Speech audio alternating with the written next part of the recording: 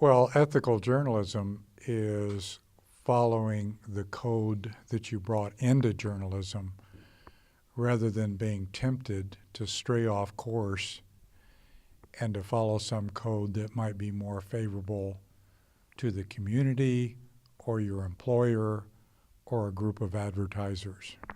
I think some basic principles would apply for any citizen who's making that evaluation. And that would include utilizing facts, not opinion. That would include utilizing credible sources who have expertise in the field that you're reporting on. And that would include putting aside the reporter's personal opinion to really tell the story and see where the story takes them. Ethical journalism has to afflict the powerful and comfort the powerless, if you've heard that quote before. So it has to interrogate institutions of power. It has to challenge their assumptions in order to seek the truth. At least in North America, the journalism community has to decide to what extent the First Amendment of the U.S. Constitution not only obliges them to cover certain things, but more importantly, to police other elements of journalism, which now includes these newly emerged non-traditional forms.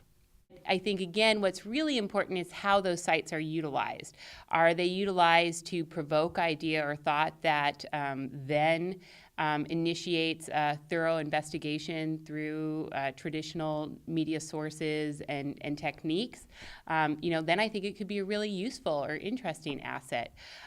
Is it a shortcut for reporters who have ever-shrinking budgets, additional pressures from public, from advertisers, from the editorial page, et cetera, to cut some corners and link to something that's maybe unsubstantiated or from an anonymous blog or an anonymous source, then I think it's not an asset. Then I think it's troubling in its utilization when it's presented then as fact. Well, I think it's certainly true that because of the internet, more people are participating in the journalistic process. But I think the degree to which journalism has become democratized, which is a word that academics like to use, is probably overstated. And I think most studies show that. So while everyday average people probably have more influence on the news than they once did, professional reporters and editors still control most of the process. It's still a very closed process. But that said, I think citizen journalists can be extremely important. I think the comment sections are a recognition that journalism and news are contested space, kind of like history. So a news article is not presenting objective reality, right? It's presenting a perspective. And it's usually the perspective of the ruling elite of a particular country when you're talking about mainstream media. That's usually the case. So comment sections allow people, ordinary citizens, to challenge the dominant narrative that's being presented, right? To voice their dissent.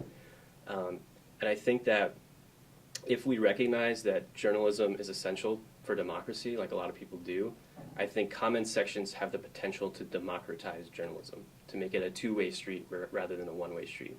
Like when a news organization publishes their article online and they don't have a comment section, it's almost like they're saying, this is reality. These are the facts. There doesn't need to be a comment section because they can't be challenged. This is objective fact.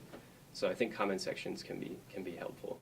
I think on the domestic side of things, for the most part, that an independent and robust fourth estate traditional media is critical to our democracy and should take no marching orders from any governmental institution and should not make decisions about coverage or space or content based upon a governmental interest ever. I think that corporate consolidation, corporate control of media is probably the greatest threat right now, and not just to journalism, but for democracy in general. We pay lip service to this idea that journalism is fundamental to democracy, right? If we don't have informed citizens, then how can we govern ourselves?